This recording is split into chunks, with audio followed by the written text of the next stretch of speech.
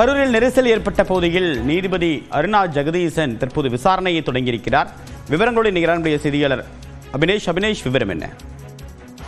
ஓய்வு பெற்ற நீதிபதி அருணா ஜெகதீசன் தலைமையில் ஒரு நாள் விசாரணை ஆணையத்தை தமிழ்நாடு அரசு நேற்றைய தினம் அறிவித்தது. குறிப்பாக கரூர் மாவட்டம் தமிழக வெற்றி கழகத்தினுடைய பரப்புரை மேற்கொண்ட இடத்தில் ஏற்பட்ட அந்த கூட்ட நெரிசலின் காரணமாக இதுவரை 40 பேர் உயிரிழந்திருக்கிறாங்க.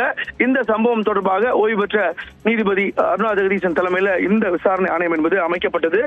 அதைத் தொடர்ந்து சம்பவம் நடைபெற்ற இடத்திற்கு நேரில் வந்து ஆய்வு செய்து வரக்கூடிய அந்த காட்சிகளை பார்த்து வருகிறோம். குறிப்பாக காவல்துறை அதிகாரிகள் அந்த சம்பவம் தொடர்பாகவும் மிக தெளிவாக விளக்கினர். தொடர்ந்து இங்க இருக்கக்கூடிய பொதுமக்கள் இருவர் ஓய்வு பெற்ற நீதிபதி அருணா ஜெகதீசனிடம் இந்த சம்பவம் தொடர்பாக விளக்கினர்.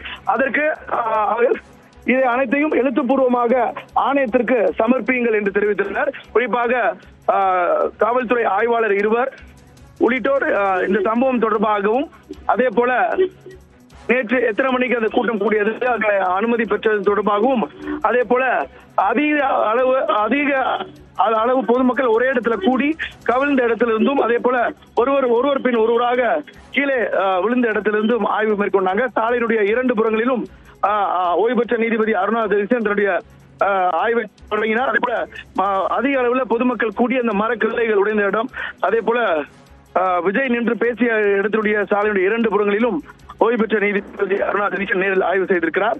சுமார் 20 நிமிடம் இங்கு அவர் தன்னுடைய ஆய்வை மேற்கொண்டார். அதே போல இங்கே கூடியிருந்த பொதுமக்கள் இருவர் தன்னுடைய கருத்துக்களை ஓய்வு பெற்ற நீதிபதியும் தெரிவித்தனர். இருப்பினும் உங்களுடைய 2 கருத்துக்களையும் ஆணையத்திற்கு எழுத்துப்பூர்வமாக சமர்ப்பியுங்கள் என்று தெரிவித்தனர். அந்த அடிப்படையில் அவருடைய விசாரணையை தொடங்கியிருக்கிறார்.